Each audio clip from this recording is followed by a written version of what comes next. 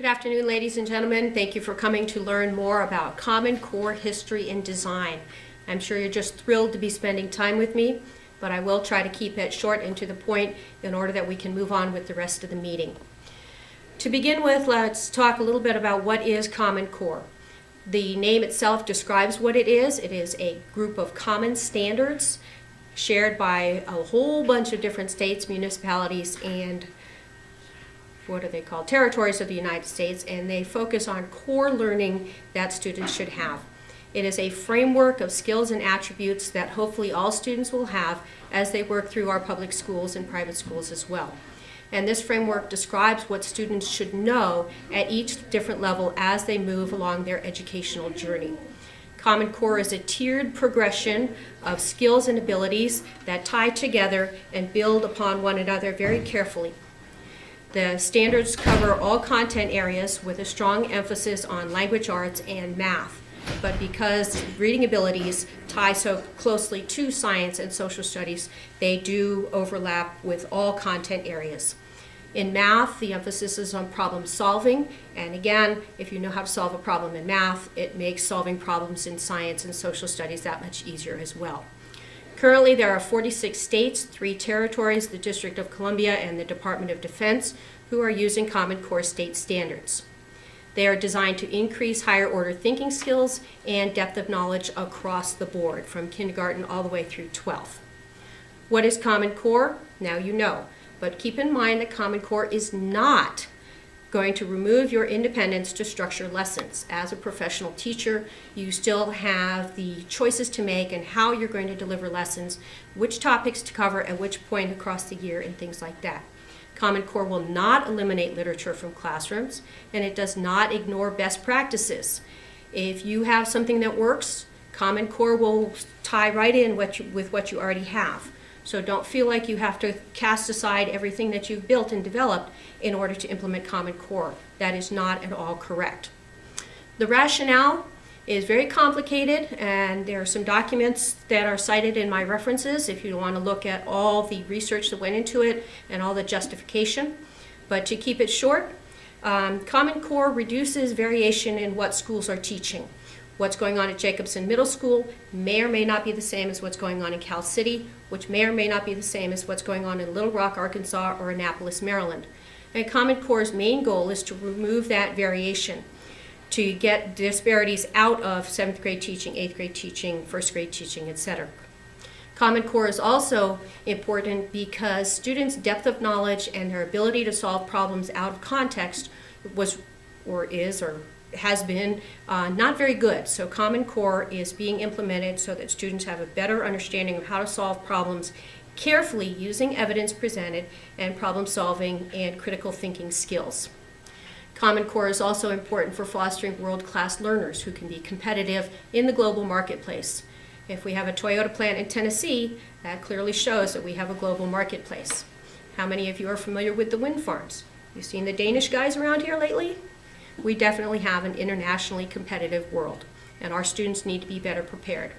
Finally, Common Core will make the bridge between high school and college preparedness a little smaller, and hopefully students who are leaving our high schools will be better able to succeed in college and won't have to spend time remediating. A little bit about the history of Common Core. It dates back to as early as the 1880s. Somebody came up with an idea that our schools had a lot of disparity and we needed to unify. But more currently, in the 1980s, Ronald Reagan asked that the United States schools be studied in depth, and out of his request came a famous document called A Nation at Risk. Very scary if you want to look back on it. Basically saying students are ill-prepared, they don't know how to think independently, and they don't know how to solve problems. From the Nation at Risk, many school districts statewide started to implement state standards in order to unify what was going on in Iowa or Virginia or Illinois. In 1980, there were only 24 states that had state standards, and then by 1990, there were 46 states. I'm sorry, that was not correct. In 1980, there were 29 states, and then in 1990, 46 states had implemented state standards. So clearly the standards movement has been rolling for a while. Along about the same time, a gentleman from Virginia named E.D. Hirsch started the Core Knowledge Foundation to really look carefully at all the learning available and figure out which standards, which things really were the core of what students needed to know. We know enough about No Child Left Behind, which came with George W. Bush, and I don't think I really need to go into that fiasco. Clearly it had a nice goal in mind, but fell apart in practice.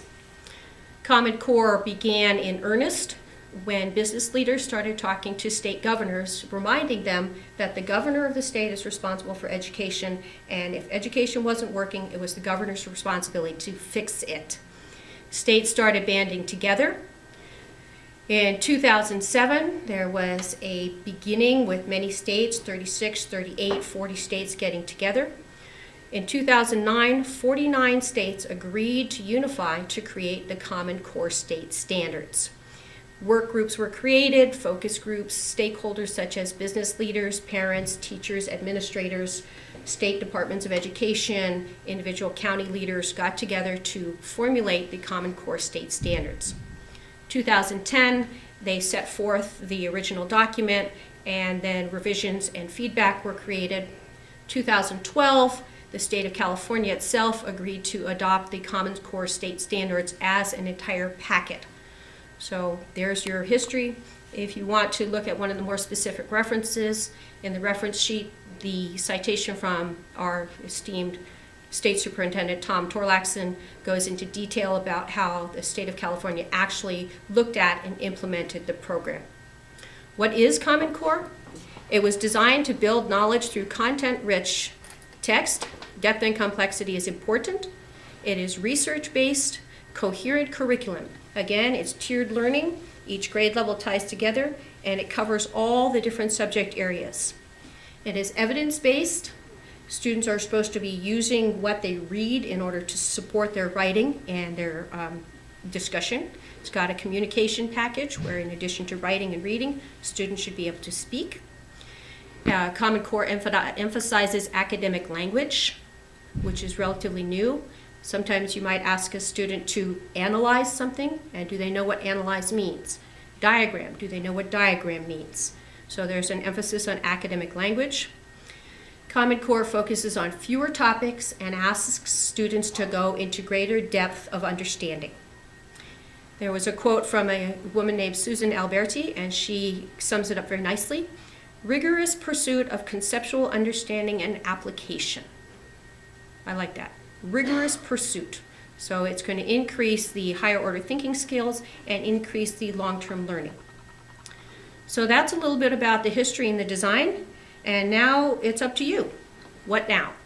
As classroom teachers, please remember that you are not expected to throw out everything you have. I would encourage you to look at Common Core and look at what you have and see how you can modify your existing program just a little bit to amp it up, more higher order thinking, in order to make what you have match the Common Core curriculum. As teachers, you're going to see computer-based testing coming down.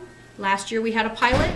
I don't know how the pilot went here at Jacobson, but expect that the computer-based testing is going to be more common and hopefully more streamlined in the future. And that's about it. So if you don't have any questions right now, please at minimum take a handout so you can review and check some of the references on your own. Also, my email is on the handout, so if you have any questions, you can email me directly and I will get back with you as soon as I can. Thank you very much and have a good afternoon.